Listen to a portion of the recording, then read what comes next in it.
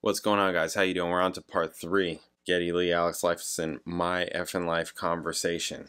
I can definitely tell this is going to be surface level because already they've touched on so many things, but never really went super, you know, I just knew the time constraint. It's only an hour and 10 minutes. The whole thing is only an hour and 10 minutes that I cut it up into several pieces. So it's like, what are you really going to say in an hour and 10 minutes about what you did over the course of 40 years? And also, this is your whole entire life. So how old are you? 70 or whatever, you know, however old he is, just that whole entire time. It's like, you're not going to be able to get, you know, this is going to be very superficial level kind of stuff here, but it's still cool. And the audio hasn't been as bad as I thought.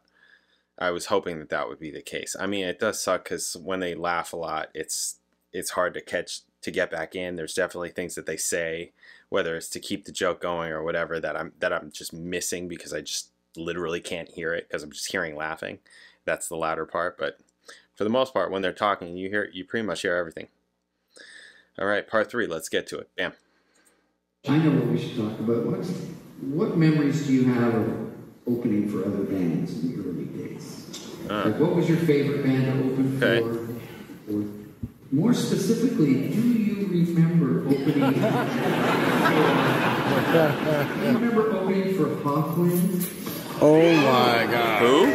I do remember opening for Hawkwind. Hawkwind. Oh, what? Back in the box. Why don't you tell these fine folks about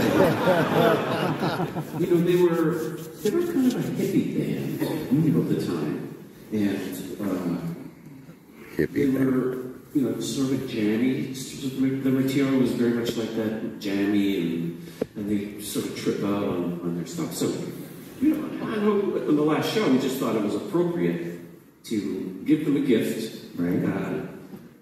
On that last day as we were moving on.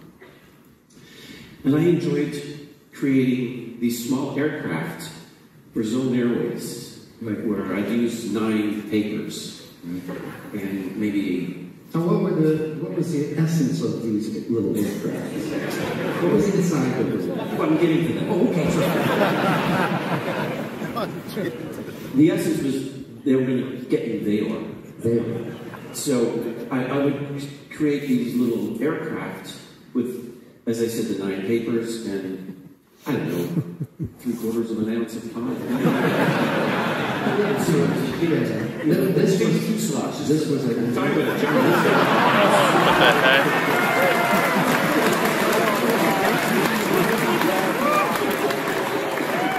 Little cigarettes hanging on the side. Zone Airways. Zone Airways. What's remaining. Is that real? And this is one in flight. Sound studios. Yes. That was a location for many air crashes. Yes. Great. I mean, come on.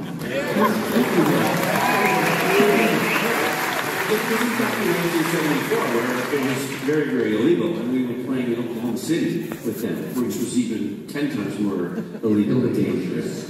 And it didn't seem to faze them at all, because I remember we presented it to them in their dressing room. Thank you so much for having us on your tour. He said me there for a second. Thank you for having us on your tour. You know, all that stuff. And then you presented it, and we were like, oh, wow, awesome, right. And they said, yeah, this was supposed to be for some other time. Yeah, before they went on stage.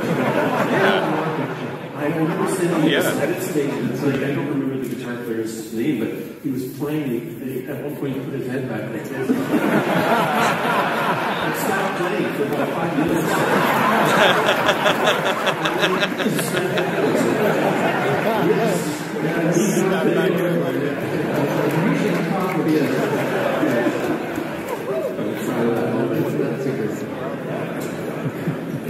There were a few like that. Certainly when we were making some records, that was the way. That's the way we kind of finished the session. We went on a flight. Do you remember making Progressive Steel? When you say remember, Remember how much hash oil we smoked? Yeah, that was the thing then. I remember months after we finished the record, listening to it and thinking, where'd all the reverb go?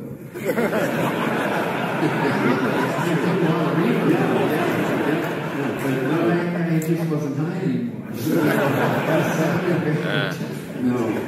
Remember the time we played it for Paul Stanley? Yes. So we were kind of proud of this record, even though clearly it was very weird. The Fountain of Loud Death and the Necromancer. And we were opening for Kiss, and we took them. Was it in the bus or in the dressing room? It was in our fun craft. Our fun craft. Yeah, because we were at the table. And so Paul came in and we sat down. We were proud of it. We played him the record, and boy, did he look confused. He was really nice. Yeah, but he looked really scared. And, he said, oh, I hope this all works out for you. It's really an album.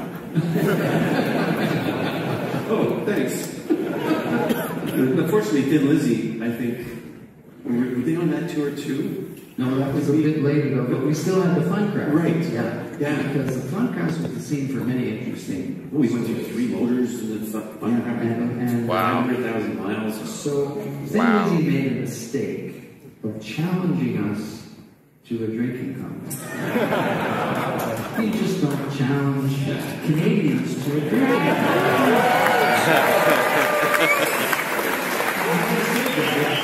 Unless you were Scottish. Right. Because we did do a tour with Nazareth. And yes. You can't touch those guys. They were the winners. Oh my God. Remember we did that boat trip with them in Vancouver? Yeah. They invited us. It was the end of the tour for us. They were going on. We were hopping onto some other tour, and they invited us to go out on this boat, deep sea fishing. And it's just an excuse because they were just pouring the booze down. In the middle of the day, we were just young kids. And I remember getting back and feeling really quite sick. Yeah, I just started feeling better today. That was a good blow. I don't remember really fishing roll. We were green when we got out to land again. When we got to the bar of the hotel, the guy said, right, we'll see you in the bar in a few minutes. Straight to my room and passed out, I think, for 2 days.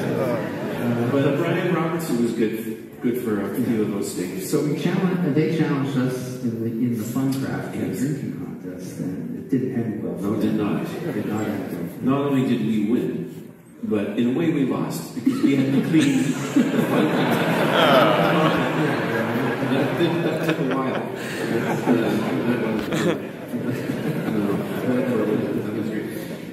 I was thinking Rory Gallagher, talking about opening for a band. I think that may have been certainly my favorite in the early days. Yes, let's hear it for Rory. Yeah.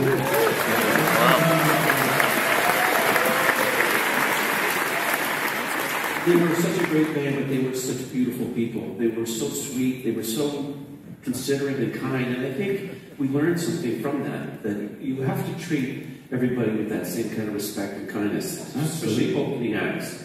And I'm proud of the fact that throughout our whole career, we've always made a point of making it very comfortable for the opening act in every way we can.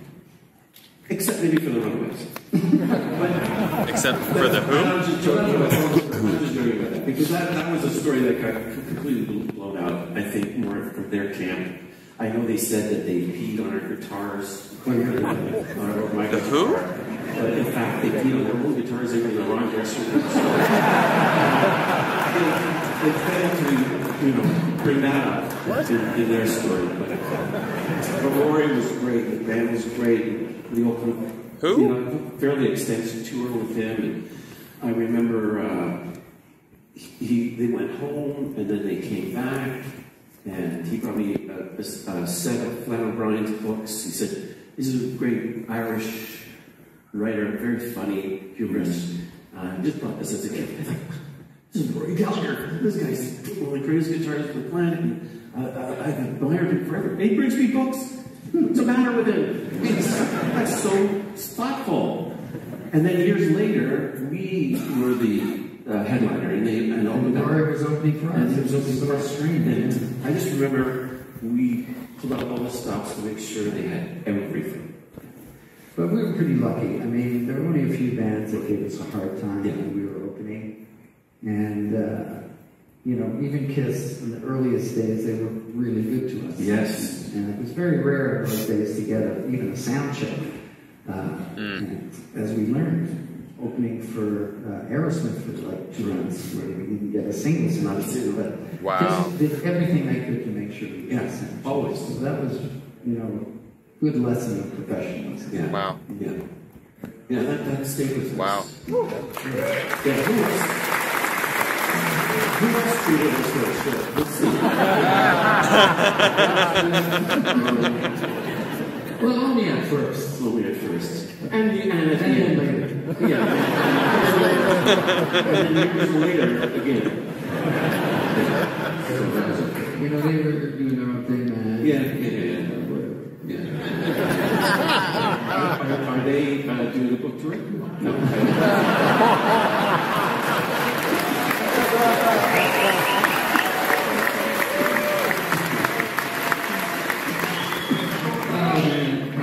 I love it. I mean, this has been going on between us since we were 13. I mean, if you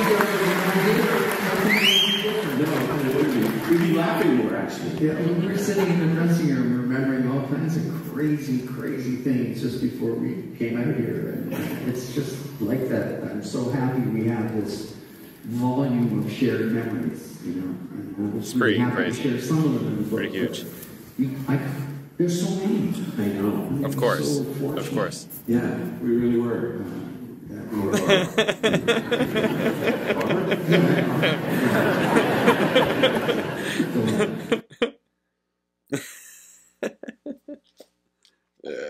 I wish I could get more of the jokes, because obviously, you know, because they're really funny. They're really funny. I wish I can hear more of them. And also, what was the band that they were talking about? Who was that band that they mentioned? I really want to know. Man, I have no... I can't. He said it so fast. And it's just, you know, the quality. I can't tell who he said, except for maybe something with an R. I don't know who he's saying. Yeah, I wish I knew what band he was talking about. Anyways, yeah, touring and opening, and yeah, the whole thing in the beginning with the drinking and the drugs and all that. And I mean, you know, drugs. Okay, marijuana. Okay, right.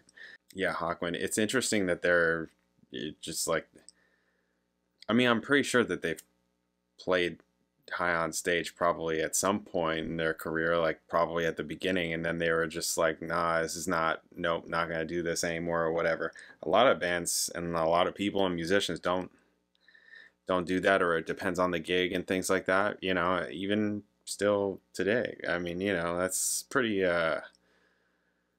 I'm surprised that they're shocked by that, especially back then in Hawkwind. Right, doing that. So yeah, that's kind of interesting. Yeah, I mean, that's pretty, especially back then. That's like so incredibly common. It's like wild. It's like wild. It's like, were you paying attention? They were just like, no, they just would do it afterwards or whatever. Which, good on them. Good on them. You know, whatever. Good on them. Yeah, all that drinking, I can't even. The Funcraft, yeah, that's crazy. 3 engines in the Funcraft. That's nuts. I forgot what kind of vehicle it was. I don't remember. I remember, you know, reading about it, hearing about it, and all that kind of thing. But I don't remember what type of vehicle it was. It was some kind of weird van, right? Yeah, some kind of weird van. Was it like a camper van or something? Yeah, I don't remember. And I didn't know off the top of my head that they toured with Rory Gallagher. That's cool. Yeah, especially for Alex as a guitar player. That's cool. Man, I wish I'm still just thinking about who he was talking about. What band that they were talking about that was like talking about peeing on guitars or something like that. Like who? Who are you talking about? That's wild. I really thought that if I rewound it, I'd be able to catch it, but I have no idea what he was saying. Anyways, who knows? Does anybody know? What's the band that he was talking about? Cool. Yeah, lots of very funny stuff. Super funny stuff. Super funny. Yeah, just it's like a lot of it is just like wordplay. It's funny, you know, and things that like insinuate other things, like that whole you know, really very lucky. Yeah, we were. It's like, that's funny. That's funny. I mean, you know, for them, that's funny. Anyways, cool. All right, we got a couple more parts to go.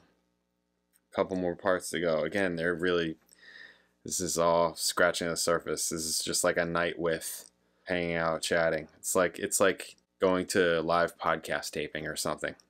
They probably don't know what that is. It's, yeah, like, what is that? They've probably been on podcasts. Anyways, all right. What part are we up to? Part 4. Coming up. I'll catch you then.